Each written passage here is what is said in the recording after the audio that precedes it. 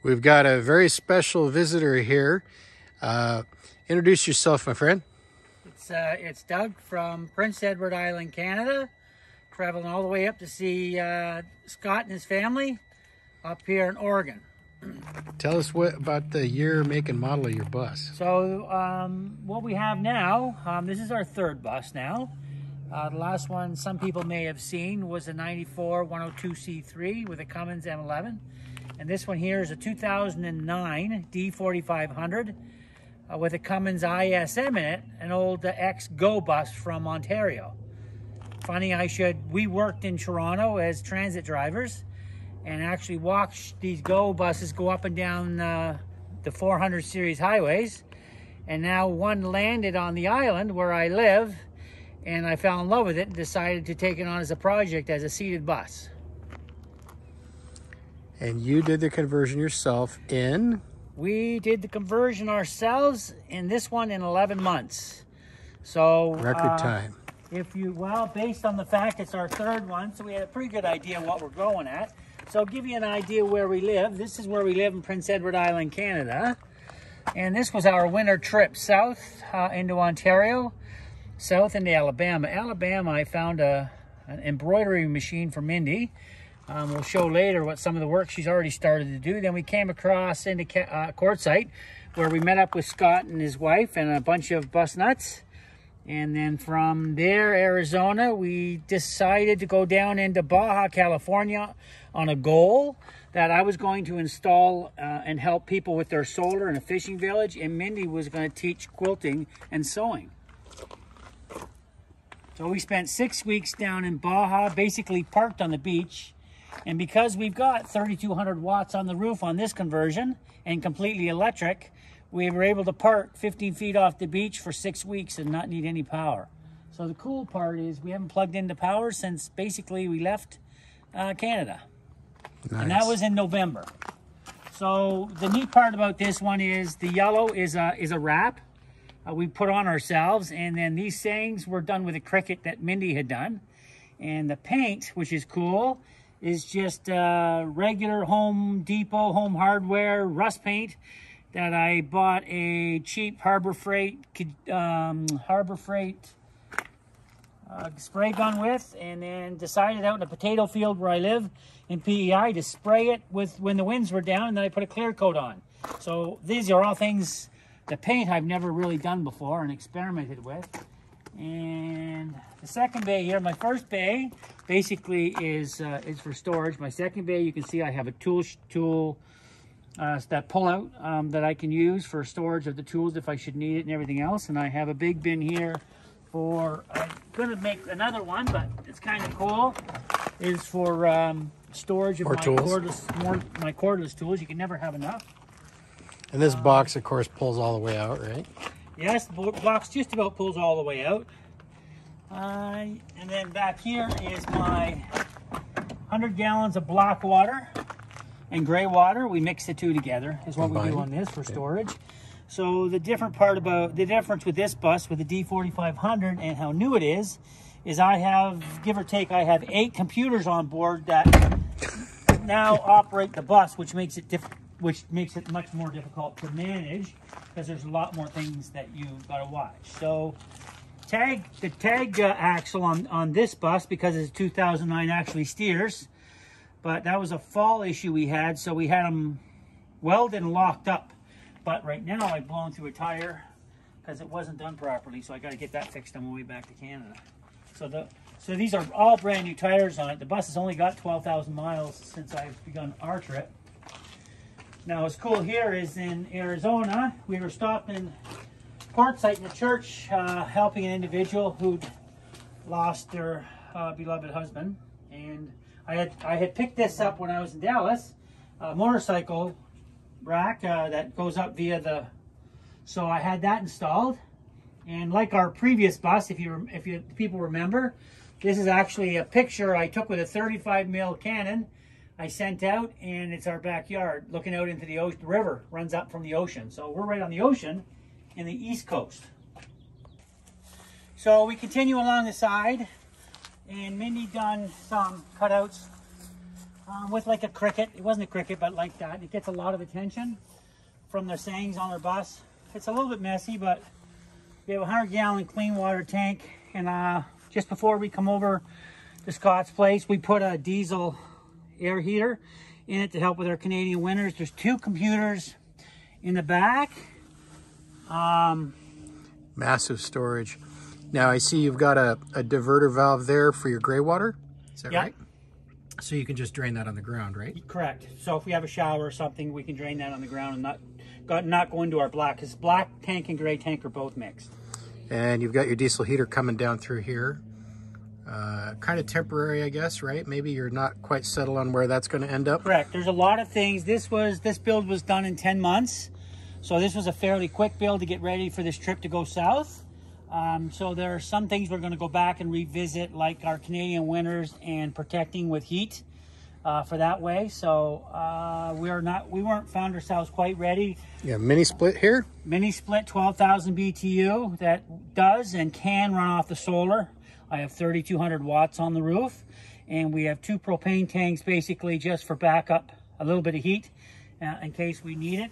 The center, around the other side, if you notice, was a door for a wheelchair lift. We got rid of the wheelchair lift, and it's now become glorified storage. The cool part about this, which is kind of neat, up here on the right-hand side is a automatic greaser for the undercarriage for all the greasing points on the bus.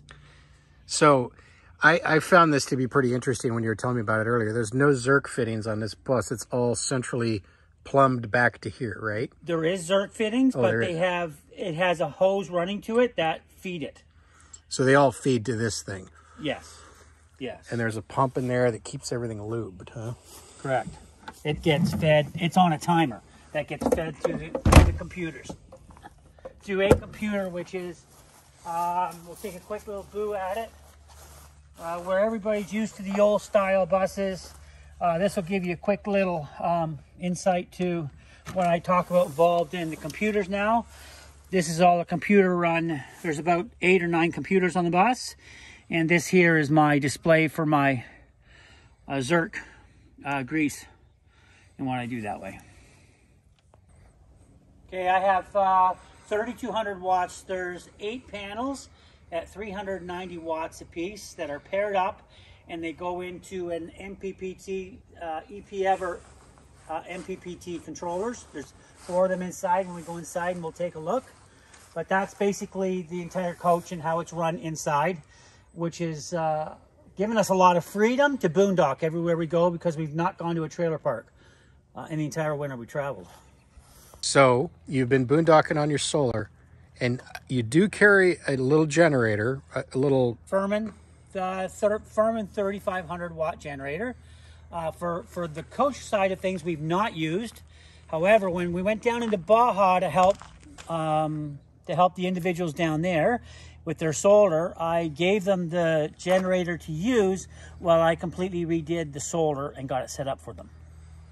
That's where it came in handy. We used it for a week. So have you had to use the generator at all on this trip? You've been entirely solar the whole time. That is really cool. Yeah. Well, let's have a look inside. So as you walk up the door, the idea with the guy with the yellow coat is the East Coast theme is what we try to show in the bus. So the bus itself has 1.5 million miles on it, but the engine only has 200,000 on the ISM. So when they redid the bus, they put a new steering wheel in, they put a full Recaro new seat in. It's got the Allison B500 transmission. As I slowly start to set up and improve on what I want, as you can see, a little bit of GPS. I've got a little code you can see flashing the fire. You've got the Blue Fire, right? The Blue Fire, which as time goes on and we'll see things, will give me up-to-date, on-the-road, real-time information. I don't have a RPM gauge, which I like to hear because of where the engine is and compared to where I sit. There are times I don't see the shifting of the transmission, so I have to manually shift it when I'm climbing a 7 or 8% grade and I don't like where it's at RPM wise. So for the viewers that aren't really familiar with it quite yet, the Blue Fire is basically like in a car, you'd have an OBD2 Bluetooth thing, right? It's J1939, is that right? It's J1939 is where it hooks up to. It plugs into that port, and then it gives you Bluetooth, and then there's an app you run on your phone or your tablet that gives you more gauges. Correct. Right? That's exactly it. Right. More information. Exactly. Okay, as you can see as you walk around there's a mini split that's 12,000 BTU. Basically, that will run off our solar, giving us both AC and heat for a period of time. It'll run non-stop during the day. I don't have an issue with that. It's just in the evening at nighttime. It won't run the whole night, but it will run most. Now, as you come around, you can see a display for changing the signs up. And if you observe when we started up the video, we actually had a sign bus nuts up the front, which was pretty cool. And we have 18 different signs. And if you take a look on the front there, the mini split, it's all the different signs we can actually put up the front. I took the digital side of it out and had somebody install that for us. So that way we can change the signs up going down the road, which is pretty cool. That is cool. Okay, now as you look around and you can see, we kept a lot of the half the overhead bins in. It was free from us because this was a fully seated bus. The build was based on the premise of Kijiji being Canadian or Craigslist renovations left up for sale that people didn't want. For example, as you come forward, there's a roll top desk we picked out of Vegas. The chairs and stuff were up for sale. Somebody didn't want them. The chair. Now, if you look at the flooring was, again, a leftover renovations, except I did for a first time an inlay. I've never done an inlay before. I combined Purple Heart and Black Walnut. And as Scott comes down to take a look, you can see an inlay I tried for the first time, which turned out really, really well. And then coming over a little bit, again for the first time, Minnie, my wife is a big, she does a lot of sewing, so you can see the 221, 222, I can never get it right. She carries at least 6-7 machines with her, but this, going back to the table, is an epoxy table we tried for the first time.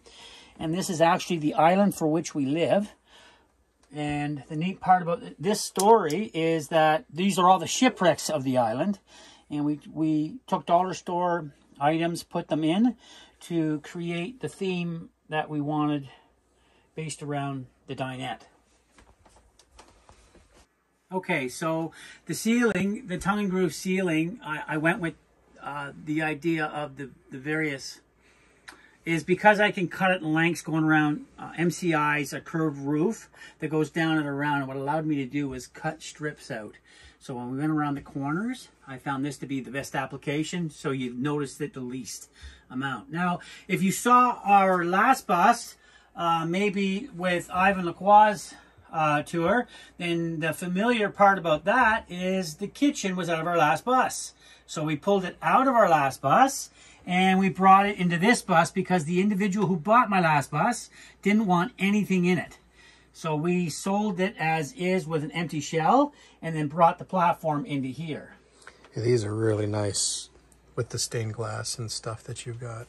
So you notice here's a project my Minnie's working on, my wife, is with the machine here.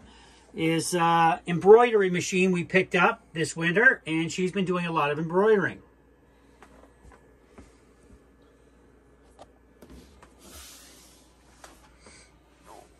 Okay, so we'll head down for the fridge. Is a regular 110 house fridge we just picked up out of Home Depot. The stove on the opposite side, we've actually cooked. Mindy's done rotisserie chickens. We do all our cooking. We just changed our meal time from, let's say, 5 o'clock at night. Our main meal now is 1 or 2 o'clock in the afternoon.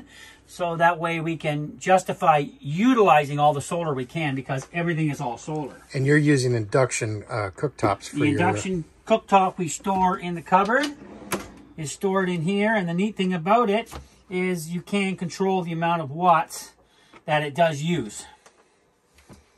So if I enjoy my coffee in the morning, that's the neat thing. I might wait till 9 o'clock in the morning, the sun's up, and I can boil a kettle.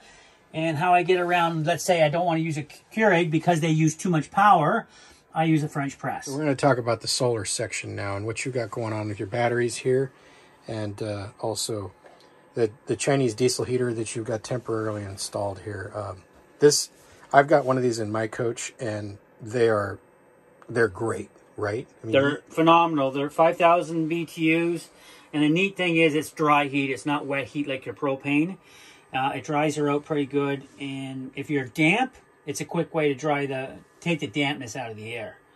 Moving over to the solar side, so we have 8 lithium batteries, 138 amp hours each. They were used when I bought them. They're still very, very expensive, but the cool part about the lithium is each battery only weighs, give or take, about 25 pounds, and they can be orientated in any direction. It doesn't matter. Now, these have built-in BMSs, so you pigtail them each to each battery, and the computers talk to each other. And Scott has helped me immensely set it up, so I've actually got the batteries now hooked up to a computer and a Valence system, and I can actually see exactly what's going on in each battery. We've named each of the batteries, so I can find out which battery's giving me a bit of a problem, and then micromanage, so to speak, each of the batteries and find out how I can optimize. So these are these Valence U2712XP batteries, right? And so these are used by people. There's a bit of a following for them, right? Because they're readily available used, and the fact that the computer can interface with them, and there's a variety of BMSs that work with them. Doug and I spent some time figuring out this wiring, and this the USB connector here. We got a different RS-485. It's RS-485 communication. It's similar to CAN bus, but just slightly different. And then we originally got one of these USB connectors that did not work with the software. And the thing is that the other USB to RS-485 connector was based on a CP210 chip, I want to say, or CP something or other. And this has got a genuine FTDI chip in it. This worked, the other adapter did not. And so that was the ticket to make the battery communication work. And so Doug has been checking out the health of his batteries and stuff here. Okay, so I've got 2 inverters going on here. I've got one 2,000 watt modified Synwave inverter, cheapo, Harbor Freight. And what I do is I run an electric hot water tank. Individual stuff that I can do, even though I was told I shouldn't plug an electric hot water tank in. It's only 6 gallons. But within 20 minutes, I've got a 6-gallon hot water tank hot off of solar, and it hasn't cost me a dime via propane or everything else. The other one I have is the 3012 Xantrex, which is one of the big boys, one of the top players. I'm not so sure I'd go anywhere else other than Magnum. They're, again, one of the big boys. 3,000 watts is not quite enough to run everything, but it's between the 2 of them, it's sufficient to do what I need to do. Now, the NPPTs are EP-Evers, so 2 solar panels are plugged into each one of them. So what happens is the solar comes in through a breaker, a 30 amp breaker on the wall, which goes to the MPPTs. And then from there it goes to a bus bar I've made up. And then that way there's only a specific 2 wires that go to the battery bank. Everything goes and comes from that bus bar. My readings, these give me my telltale readings. This is my state of charge of where I'm at, and this will give me my usage. And so right now we're at 13.25. Fully charged lithium, I believe, is 13.6. So we're down a little bit, but the nice thing about lithium really is a seller for me is the fact you can take it back to 0, and the fact the lifespan of lithium is a minimum 15 years. And you've been successfully boondocking with these used Valence batteries for your entire trip. Yeah, so the neat thing about the program is when we went in to check on the program, it actually told us how many cycles it had been through. A battery is depicted on its lifespan of how many cycles it goes through. So a couple of batteries have as few as 50 cycles and as much as 900, I think, on one. But they'll go through well over 3,000 cycles before the battery's basically done. Moving on to the bathroom. Okay, this is the second epoxy top we've done with a sink, which is pretty cool. Again, the because of where we live, the East Coast theme.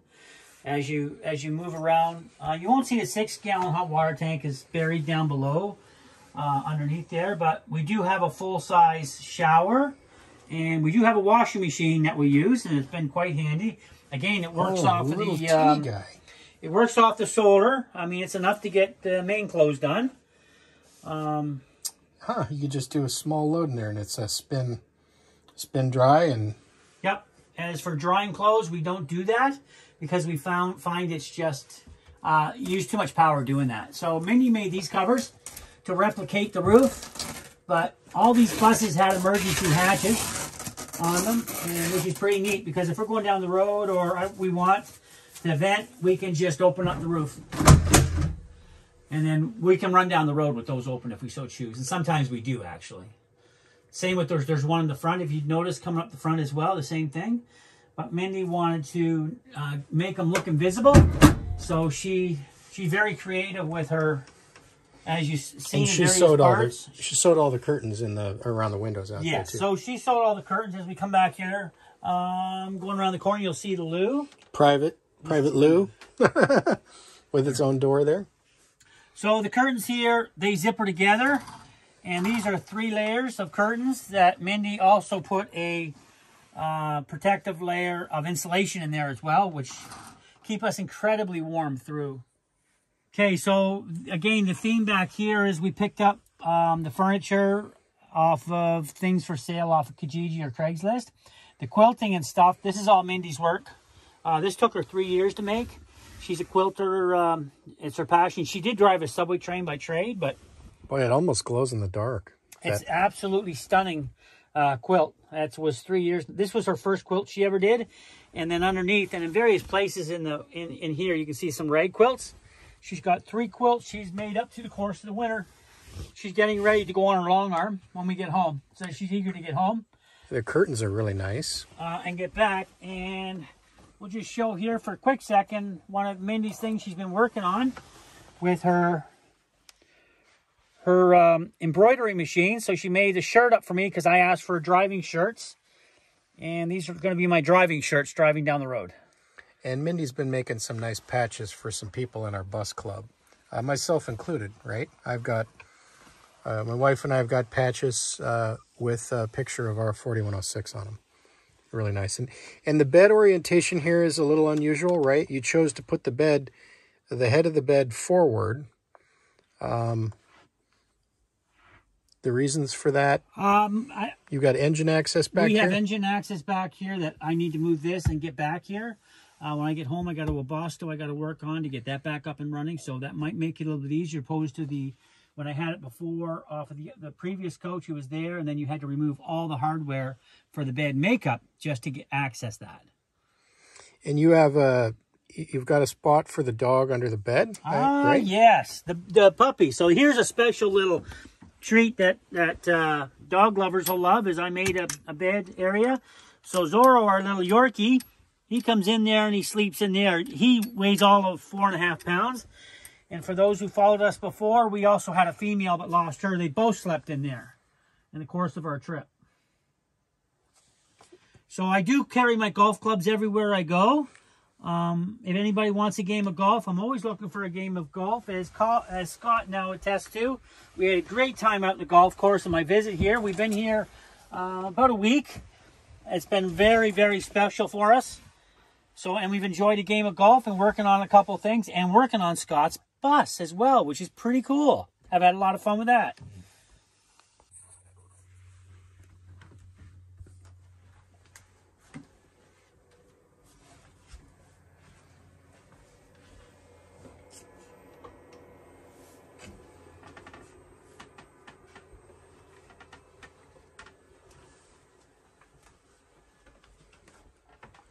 Oh, and there's Zorro. Hi, Zorro.